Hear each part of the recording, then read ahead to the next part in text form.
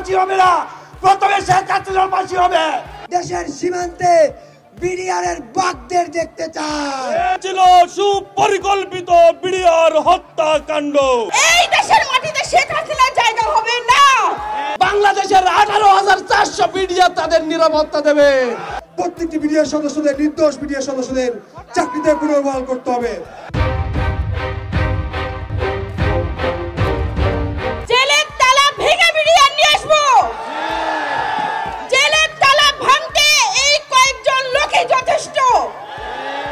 একটা লোক জেল থেকে জেলে থাকবে না।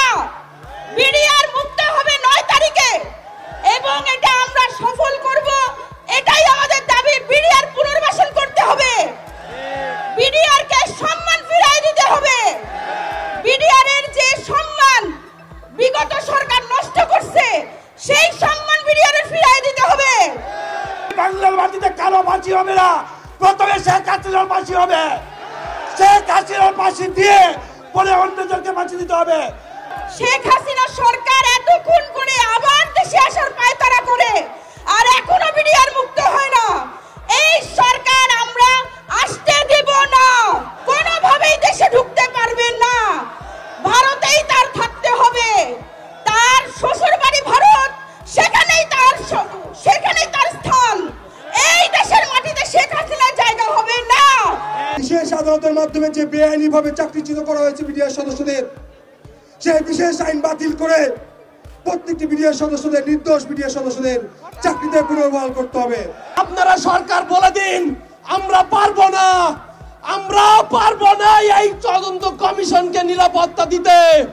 বাংলাদেশের 18,400 বিডিআর তাদের নিরাপত্তা দেবে। স্বাধীন তদন্ত কমিশন করতে হচ্ছে, আমরা জানি। এই স্বাধীন তদন্ত কমিশনের হাত পা বেঁধে দেওয়া হয়েছে। এই হাত পা বেঁধে দেওয়া স্বাধীন তদন্ত কমিশন আমরা চাই না। স্বাধীন তদন্ত কমিশনকে কোনো বেড়াজালে না রেখে প্রকৃত সত্য ঘটনা উন্মোচন করার জন্য তাদেরকে সহযোগিতা করতে হবে। এই ঘৃণ্য বিডিআর হত্যাকাণ্ড পিলখানায় সংগঠিত হয়েছিল। সেটি কখনো বিডিআর বিদ্রোহ ছিল না, এটি ছিল সুপরিকল্পিত বিডিআর হত্যাকাণ্ড।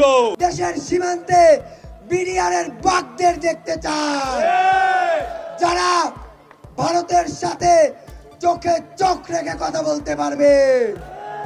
বাংলাদেশের স্বাধীনতা রক্ষার্থে, বাংলাদেশের সার্বভৌমত্ব রক্ষার্থে আমরা দেশের সীমান্তে আবারও আমাদের বিডিআরের বাঘদের পুনর্বহাল চাই। গত 16 বছরে যে অন্যায়ভাবে অবিচারের সাথে যে মামলাগুলো এই শহীদদের নামে করা হয়েছে এবং যে রায়গুলো হয়েছে, তার যথাযথ ব্যবস্থা নেওয়া।